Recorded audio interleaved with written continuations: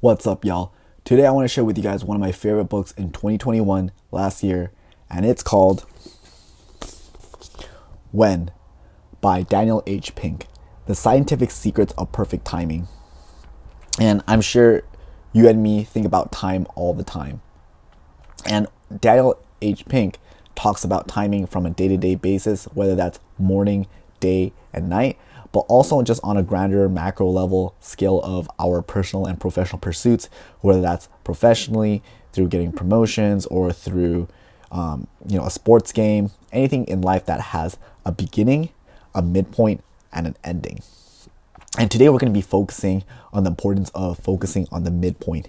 And why is this so important? Because the midpoint is the time that we've realized half the time is gone and we only got half the time left. And two things can happen where we go, oh shit, and crumble, or we say, oh shit, let's fucking go.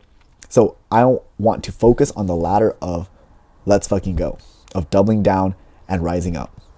And this is so important because we always want to have hope of still being able to get it after our goal. And Daniel H. Pink kind of gives a good example of a basketball game. And in all basketball games, typically at the halftime, the team with the more points leading is more likely to win, statistically speaking, except in one scenario where the team is only down by 1 point.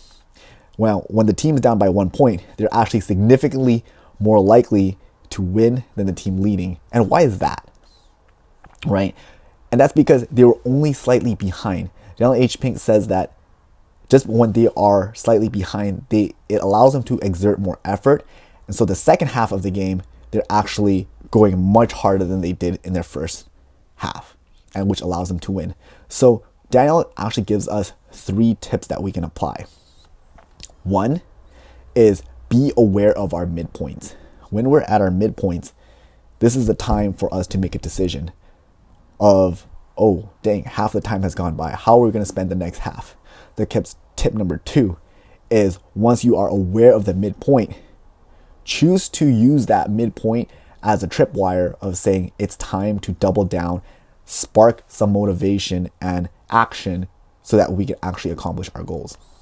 And 3 is once we've identified and we've decided to take action, mentally tell yourself that you are only slightly behind.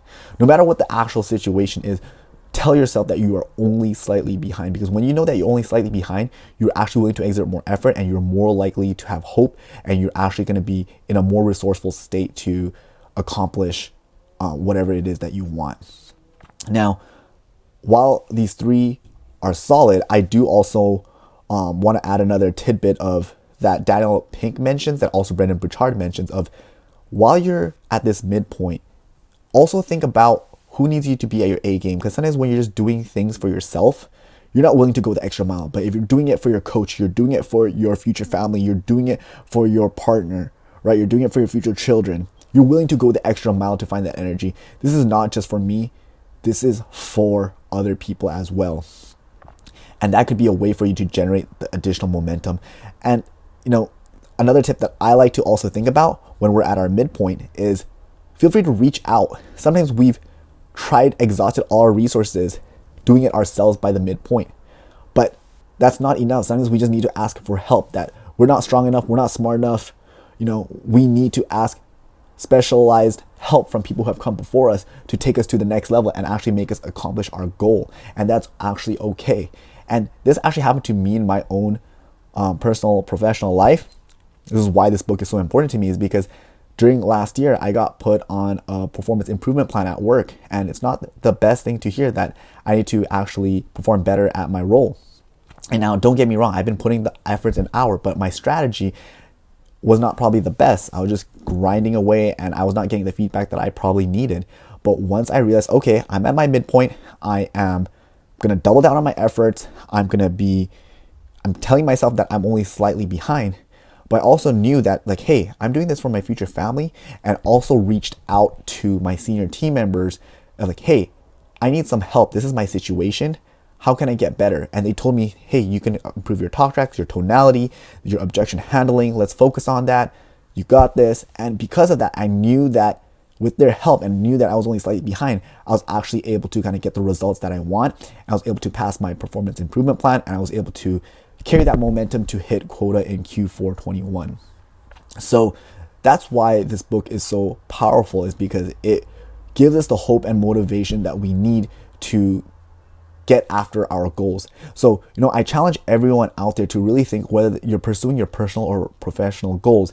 Sometimes you might feel like you're behind, you feel you have a little bit imposter syndrome, that you're not good enough at your job. Maybe you're coding and you're not feeling too good. And maybe you haven't started that fitness habit yet, right? You feel like you're lazy. You feel like you haven't really accomplished much in this pursuit.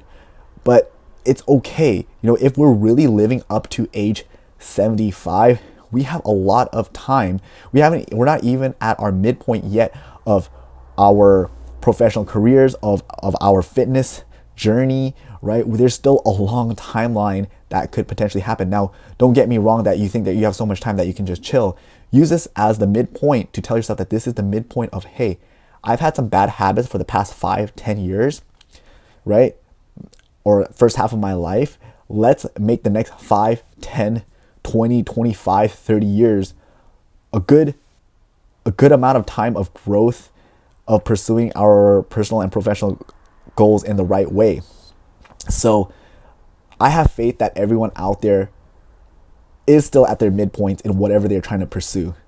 And with that, I believe if you focus on being aware that it's your midpoint, that you're going to use this time to take action, you're going to tell yourself you're only slightly behind, you're going to think about who needs you to be at your best, and you're going to reach out to the right resources to help you get to the next level, I am confident that you will be able to accomplish any goal that you would want to get after. And with that being said, guys, I wish you guys the best of luck in your personal and professional pursuits. And until next time, peace.